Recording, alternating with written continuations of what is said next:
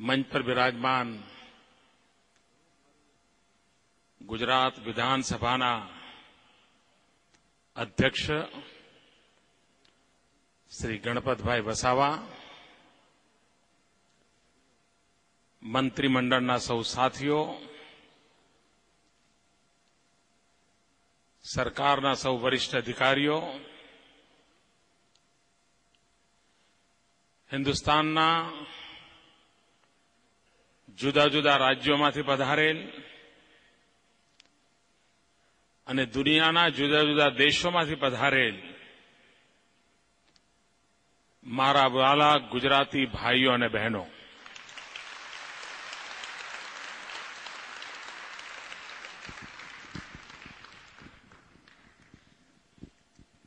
આ સ્વર્ણિમ જયંતિ વર્ષની તૈયારીઓ જ્યારે કરતા હતા ત્યારે એક નામ જેનાથી તમે વર્ષોથી પરિચિત છો,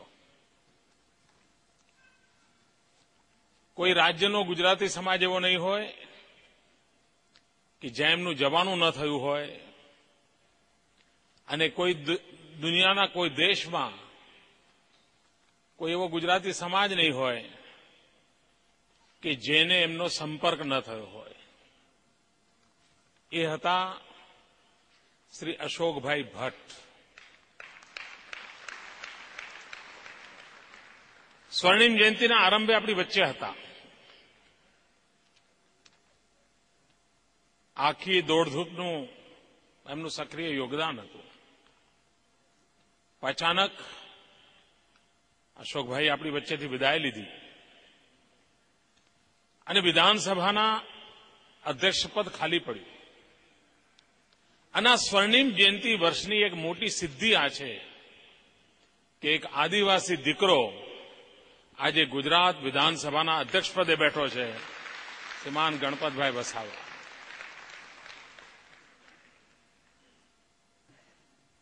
આજનો આ કાર્યક્રમ એક પ્રકારે મારે વિશ્વભરમાં પથરાયેલા મારા સૌ ગુજરાતી ભાઈઓ બહેનો અને ગુજરાતને પ્રેમ કરનાર અન્ય સૌ નાગરિકો એમનો આભાર માનવા માટે મેં આ કાર્યક્રમ રાખ્યો છે. વંદન કરવા માટે કાર્યક્રમ રાખ્યો છે. તો વિધિવત રીતે આપે સ્વર્ણિમ જયંતિ વર્ષને જે રીતે વધાવ્યું, જે રીતે આપે એને માથે લઈને જ્યાં જ્યાં ગુજરાતી છે ત્યાં પહોંચાડવાનો પ્રયાસ કર્યો, એ કામ નાનું નથી મિત્રો.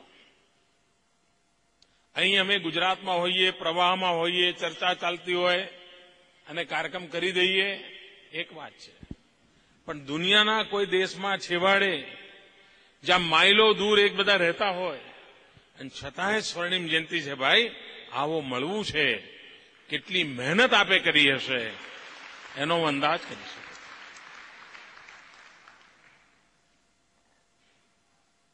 અને તેથી જ આ એક મેળાવડામાં મારે મારા મનનો ઉમળકો વ્યક્ત કરવો છે, ઉમંગ વ્યક્ત કરવો છે. અને આ આખોય ઉમંગ એને એક વૈશ્વિક શક્તિમાં પરિવર્તિત કરવો છે. આ જે તાર જોડાણા છે એ હવે ડિસ્કનેક્ટ ના થવા જોઈએ. ઘણીવાર શું હોય છે કે આપણને બલ્બ લગાવ્યો હોય પણ બલ્બ ચાલતો ના હોય અને એમ થાય કે બલ્બ ડિફ્યુઝ થઈ ગયો હશે અને આપણે બલ્બને ગાળો દીધા કરીએ કે આ બલ્બ કેવો આવ્યો યાર, ચાલતો નથી. હકીકતે બલ્બ ડિફ્યુઝ નથી થયો હતો, ડિસ્કનેક્ટ થઈ ગયો છે. આપણે આ સ્વર્ણિમ જયંતિ વર્ષમાં ફરી એકવાર એવી રીતે જોડાઈ ગયા છીએ કે જેના કારણે આગામી વર્ષો સુધી સાથે મળીને રાજ્ય માટે, દેશ માટે કંઈક ને કંઈક કરી શકીએ, એ ઉમંગમાં ઉમેરો થાય અને એક શક્તિ બની રહે તો લાભ કરતા થશે. અને મને શ્રદ્ધા છે એ થવાનું જ છે.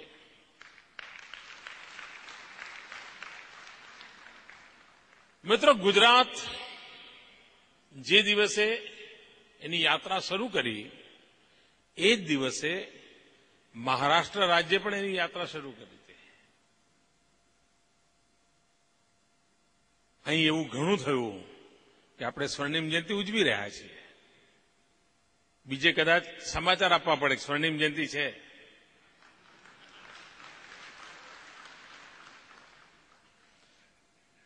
ફરક દેખાય છે મિત્રો, ફરક દેખાય છે. કોઈની આલોચના માટે નથી, પણ ઉમંગ હોય, ઉત્સાહ હોય કે કરવાની ખેવના હોય, શું થઈ શકે છે એનો આપણે અનુભવ કરી રહ્યા છીએ. અને આપણે થયું. તમને મિત્રો કદાચ ખબર નહીં હોય, 50 વર્ષ થઈ ગયા આપણને, પણ હજુ સુધી ગુજરાતમાં જે કાયદા હતા ને, એ કાયદા મુંબઈ રાજ્યના કલમ ફલાણા ફલાણા પ્રમાણે એવા હતા. આ વખતે અમે વિધાનસભામાં બિલ પાસ કર્યું અને સર્વસંમતિથી બિલ પાસ કરીને મુંબઈ રાજ્યના કાયદાની જગ્યાએ ગુજરાત રાજ્યના કાયદા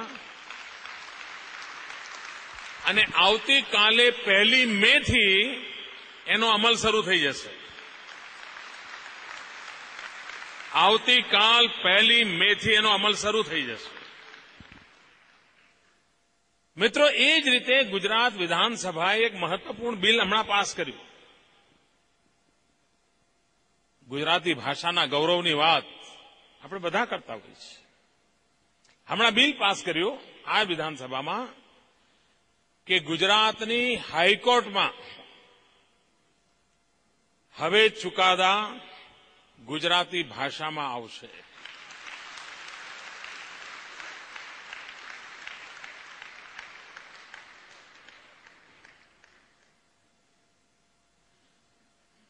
આ સ્વર્ણિમ જયંતિ વર્ષમાં જે ભવનના નિર્માણ માટે ગઈ 1 મે તમે જળ અને પવિત્ર માટી લઈને આવ્યા હતા. આપ કલ્પના કરો મિત્રો, આ જે ભવનમાં તમે બેઠા છો ને, 182 દિવસમાં બનાવ્યું છે. 182 દિવસમાં. બહાર એવું વાતાવરણ છે, આપણા દેશમાં કંઈ થાય જ નહીં. બોલો, એ તો બધું વિદેશમાં જ થાય. એ જમાના જતા રહ્યા ભાઈ, અહીંયા થાય.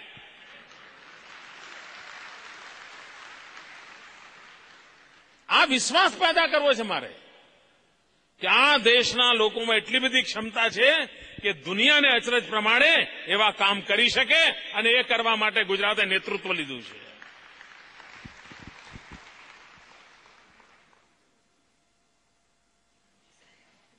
$182 દિવસના ટૂંકા ગાળામાં આ હિન્દુસ્તાનનું મોટામાં મોટું કન્વેન્શન સેન્ટર બની જાય. મિત્રો,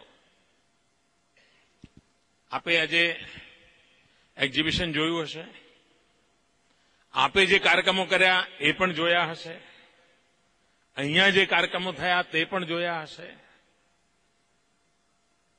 અહીં બેઠેલા પ્રત્યેકને ગૌરવ થતો છે, અચ્છા આપણા ગુજરાતે આવું કામ કર્યું છે, વિકાસની કેવી ઊંચાઈઓ પાર કરી છે મિત્ર. પણ તેથી પગવાળીને બેસવાનો મારો સ્વભાવ નથી. એ તો ઘણીવાર શું હોય કે જાન આવવાની હોય ત્યારે બહુ તૈયારીઓ કરી હોય, જાનૈયાઓને કાંઈ તકલીફ ન પડે એની બધી કાળજી લીધી હોય. જાન આવે, લગ્ન ઘડિયા બધું વગાય ત્યાં સુધી તો આ ઉત્સાહ ઉમંગ હોય.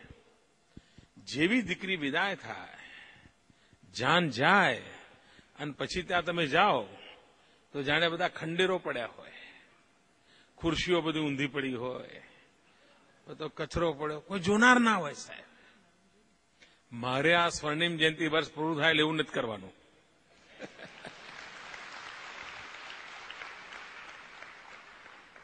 હાશ, બહુ સરસ થઈ ગયું, હવે ચાલો થોડા દાડા ફરી આવીએ.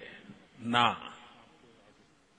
ભાઈઓ બહેનો, આજે 30મી એપ્રિલે સ્વર્ણિમ જયંતિ વર્ષ પૂર્ણ થાય છે, પણ કાલે 1 મે સ્વર્ણિમ યુગ શરૂ થાય છે.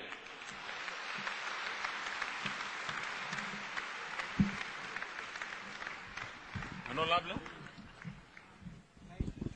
આ સ્વર્ણિમ યુગનું આવ્યું.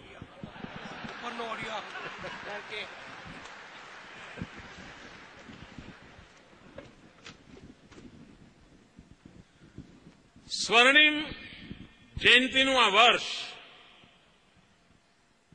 મારે મન સ્વર્ણિમ યુગનો શિલાન્યાસ હતો. સ્વર્ણિમ જયંતિનું આખું વર્ષ અમે સ્વર્ણિમ યુગ માટેના શિલાન્યાસ તરીકે ઉપયોગ કર્યો છે. એક એવો મજબૂત પાયો સ્વર્ણિમ જયંતિ વર્ષમાં નાખ્યો છે, જેના અધિષ્ઠાન પર સ્વર્ણિમ યુગનું નિર્માણ થવાનું છે ભાઈ. અને હવે ગુજરાતી નિર્ણય કરે છે, હવે ગુજરાતી સંકલ્પ કરે છે સ્વર્ણિમ યુગના નિર્માણ માટેનો દોસ્તો. અને તેથી પોરો નથી ખાવો, પગ વાળીને બેસવું નથી. ચરાઈ વેતી ચરાઈ વેતી ચરાઈ વેતી, ચાલતા જ રહો. હજુ કેટલું કરવું છે મિત્રો, કેટલા સપના આંજાયેલા છે. એ બધા સપનાને સાકાર કરવા છે, આપણા સાથ અને સહયોગથી સાકાર કરવા છે. આજે આપે હમણાં એક અલગ પ્રકારનો કાર્યક્રમ જોયો, કારણ કે મનમાં હતું કે એનઆરજી સંમેલન થાય છે તો ગઈ વખતે તમને ગુજરાતની ઝલક આપતા ઇતિહાસ બોધની એક કોશિશ કરી હતી. આ વખતે વર્તમાનનો અહેસાસ કરાવવા માટેનો એક કાર્યક્રમ કર્યો. અને ગાંધીનગર પાટનગરી ઘણા વર્ષોથી છે, પણ એના રોડ ઉપર આવો અવસર પહેલો આવ્યો મિત્રો, પહેલો આવ્યો. અને આપે જોયું, આપે એક્ઝિબિશન જોયું, આ શક્તિના દર્શન કર્યા. આવતીકાલ અને પરમ દિવસ પણ રંગારંગ કાર્યક્રમ દ્વારા આ કાર્યક્રમને માણવાના છો, નિહાળવાના છો. એક કાર્યક્રમ 3 મેથી શરૂ કરી રહ્યા છીએ આપણે, અને એમાં મારી તમારા બધાની મદદ જોઈએ છે. કરશો ને? પાક્કો? 3 મેથી આપણે એક વેબસાઇટ લોન્ચ કરી રહ્યા છીએ ગુજરાત ક્વિઝ માટેની. મારી ઈચ્છા એવી છે કે દરેક રાજ્યમાં જ્યાં જ્યાં ગુજરાતીઓ છે એમના સંતાનો ઓનલાઈન આ ગુજરાત ક્વિઝ કોમ્પિટિશનમાં ભાગ લે. દુનિયાના દરેક દેશમાં જ્યાં જ્યાં ગુજરાતી છે, કુટુંબના બધા જ સભ્યો ઓનલાઈન ગુજરાત ક્વિઝ કોમ્પિટિશનમાં ભાગ લે અને ભાગ લઈને સર્ટિફિકેટ પણ મેળવે, વિજેતા બનીને ઇનામ પણ મેળવે. છે તો ગેમ, પણ 5000 કરતા ગુજરાતને લગતા વધારે પ્રશ્નોની બેંક એમાં છે. આખી નવી પેઢીને ગુજરાત ખબર પડશે મિત્રો. સૌથી પહેલા ગુજરાતમાં માણ ક્યાં બનતા હતા અને આપણા પૂર્વજો વિદેશ ક્યાંથી ગયા, તો એમાંથી એને જવાબ જડશે. એક પ્રકારે સહજ રીતે નવી પેઢીને ગુજરાતનું શિક્ષણ થાય, ગુજરાત માટેનું એનું બાઇન્ડિંગ બને, એવા ઉમદા હેતુથી આ કામ ગોઠવ્યું છે અને ભરપૂર ટેકનોલોજીનો ઉપયોગ કર્યો છે. આમ તો 3 તારીખે ગુજરાતમાં જે બાળકોએ આ રમતમાં ભાગ લીધો, એમાં જે વિજેતાઓ થયા છે એનો કાર્યક્રમ અમે અહીંયા જ કરવાના છીએ. પણ એ દિવસે દુનિયા આખાના માટે. અને આ પહેલો પ્રયોગ જૂન અંત સુધી ચલાવવાના છે.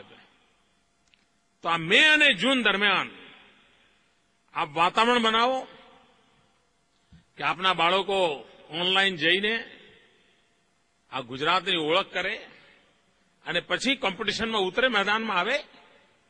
એને પણ ઉત્સાહ ઉમંગ થશે ને. આજકાલ નવી પેઢીને આવી ઓનલાઈન બધી ચીજો ગમતી હોય છે. તો એક કામ, અને આપે બધા હા પાડી છે, એટલે હું, કારણ કે આમાં તો ખબર પડવાની છે અમને કે કેટલા રાજ્યોમાંથી રમ્યા, કેટલા દેશોમાંથી રમ્યા, કયા શહેરમાંથી રમ્યા, બધી ખબર પડવાની છે. એટલે આપ બરાબર પાકે પાયે હા પાડી છે એમ માનીને ચાલુ છું.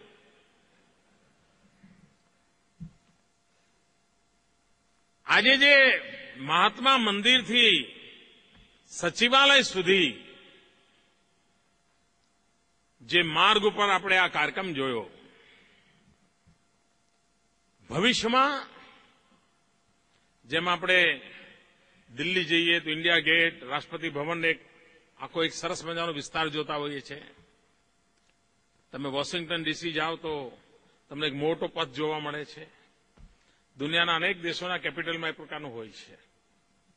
આપણે ત્યાં સ્ટેટ કેપિટલમાં તો નથી હોતું, પણ આપણે અહીંયા ગાંધીનગરમાં કરવાનું નક્કી કર્યું છે. અને તેથી આ મહાત્મા મંદિરથી સચિવાલય સુધીનો લગભગ 3.25 કિલોમીટર લાંબો આખો આજે પટ્ટો છે. અત્યાર સુધી તેને ઓળખ જ નહોતી. એક નાનો ટુકડો બગીચા જેવું બનાવેલું હતું, વચ્ચે વચ્ચે 3-4 સર્કલ આવી જતા હતા. મિત્રો, હવેથી એને આ સમગ્ર મહાત્મા મંદિરથી સચિવાલય સુધીનો આખો આ પટ્ટો એને સ્વર્ણિમ પાર્ક તરીકે ઓળખીશું.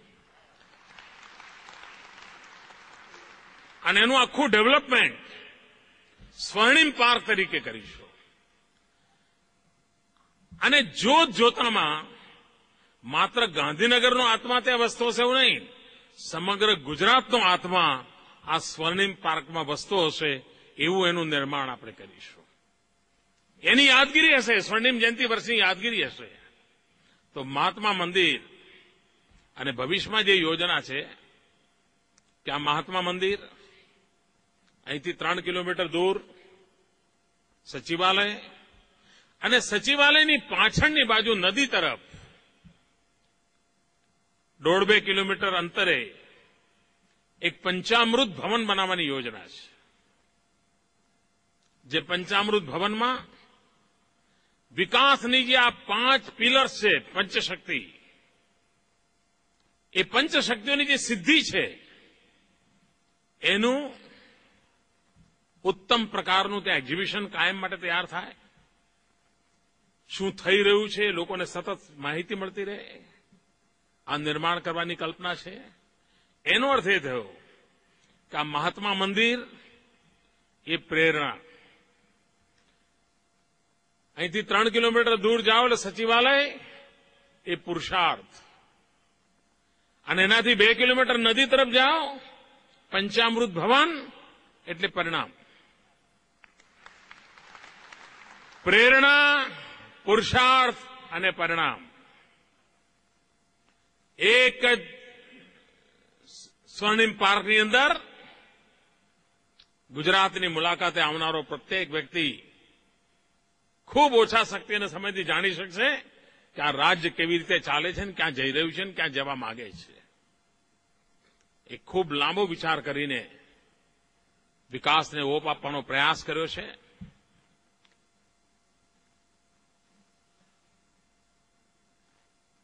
મારી વિદેશમાં અને અન્ય રાજ્યોમાં વસતા મિત્રોને એક સતત આગ્રહ રહ્યો છે. તમે જોયું હશે કે ટુરિઝમમાં હવે ગુજરાતની ચર્ચા થવા લાગી છે.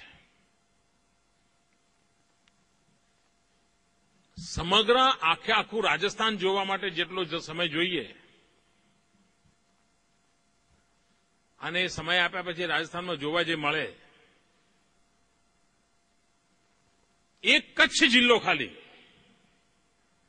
એટલું બધું તમને જોવા માટે મળે ટુરિઝમમાં જબરજસ્ત ઉછાળો આવ્યો છે આપણે ત્યાં. નહીં તો અમારે ત્યાં પહેલા ગીરના સિંહ જોવા કોઈ આવતું નથી. લોકોને ખબર નહોતી કે સિંહ જોવાય પણ ખરા કે કેમ. પણ એગ્રેસિવ કેમ્પેઇન કર્યું. નહીં તો ત્યાં કોઈ લોકોએ પહેલા ટુરિઝમ ડેવલપ કરવા કે હોટલો બનાવેલી તો વચ્ચે પત્ર લખેલો સરકારને કે અમારે બંધ કરવી છે, આ મિલકત અમારે વેચવી છે, અમને પરમિશન આપો, એવી સ્થિતિ હતી. આજે રૂમ મળવા મુશ્કેલ છે. તો 12 મહિનાના બુકિંગ ચાલે છે. ટુરિઝમ તરફ ગુજરાતે પોતાનું સ્થાન ઉભું કરી દીધું છે. આને મારે ઓર વિસ્તાર કરવો છે મિત્રો. ગુજરાત ટુરિઝમ ક્ષેત્રે એની જગ્યા બનાવે એટલે માર્કેટિંગ બ્રાન્ડિંગ માટેના મલ્ટિપલ ઇફેક્ટ આવતી હોય છે. વિશ્વભરમાં પથરાયેલા ગુજરાતીઓ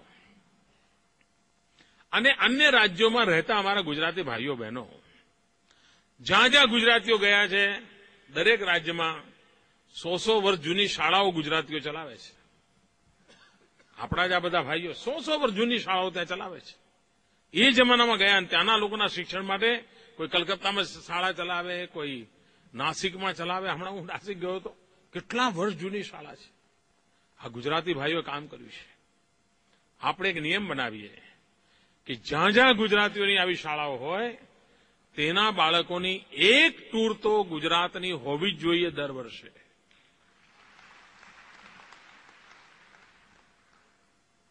એ જ રીતે વિશ્વભરમાં પથરાયેલા ભાઈઓ બહેનો, તમે વર્ષે વધારે નહીં 5 નોન ઇન્ડિયન ફેમિલીને ગુજરાત જોવા ના મોકલી શકો. તમારે તો આંગળી ચીંધ્યાનું પૂણ લેવાનું જ ભાઈ. તમારે કઈ ટિકિટ નથી કાઢી આપવાની. એને કહો ગુજરાત જો ભાઈ તને જોયું આવું છે જા. આપ વિચાર કરો, વિશ્વભરમાં પથરાયેલા ગુજરાતીઓ વધારે નહીં વર્ષે 10,000 ગુજરાતી ભાઈઓ 50,000 કુટુંબો અહીંયા મોકલે. આપ વિચાર કરો ટુરિઝમ ક્યાં જઈને ઉભું રહે. ગરીબમાં ગરીબ. મારે તમારી પાસેથી ડોલર કે પાઉન્ડ નથી જોઈતા ભાઈ. આપ લહેર કરો, મોજ કરો, પણ આપનો ગુજરાત પ્રેમ અભિવ્યક્ત કરવા માટે આટલું તો કરી શકો ને કે નક્કી ભાઈ હું દર વર્ષે ઓછામાં ઓછા નોન ઇન્ડિયન, પછી ગોરા આવે કાળા આવે મને વાંધો નથી, પણ નોન ઇન્ડિયન ઓછામાં ઓછા 5 કુટુંબોને ગુજરાત જવા માટે હું એને સમજાવીશ, મોકલીશ અને દર વર્ષે આટલી તો મા ગુર્જરીની સેવા હું કરીશ ને કરીશ. ઘણીવાર કેટલા લોકો એમ કે વ્યવસ્થા આ ટુરિઝમ એવી છે ભાઈ, પહેલા મરઘી કે પહેલા ઈંડું. ટુરિસ્ટ આવે એટલે વ્યવસ્થાઓ વિકસવા જ માંડે મિત્રો. વ્યવસ્થાઓ વિકસે ને પછી ટુરિસ્ટ આવે એવું ન બને. ટુરિસ્ટ બી આવતા જાય અને વ્યવસ્થાઓ વિકસતી જાય. એક ક્ષેત્ર ધીરે ધીરે ડેવલપ થશે. પ્રાઇવેટ પાર્ટીઓ આવશે, ટેક્સીઓવાળા આવશે, લોકો બ્રોચર બનાવશે, હોટલો બનાવશે, બધું જ થશે અને થઈ રહ્યું છે. ટુરિઝમના વિકાસમાં વિશ્વભરમાં પથરાયેલો ગુજરાતી સમાજ ખૂબ મોટું કામ કરી શકે એમ છે મિત્રો. અને આ જો આપ કામમાં જોડાશો તો આપણને બધાને ગૌરવ થશે, આનંદ થશે. આ દિશામાં આપણે પ્રયાસ કરીએ.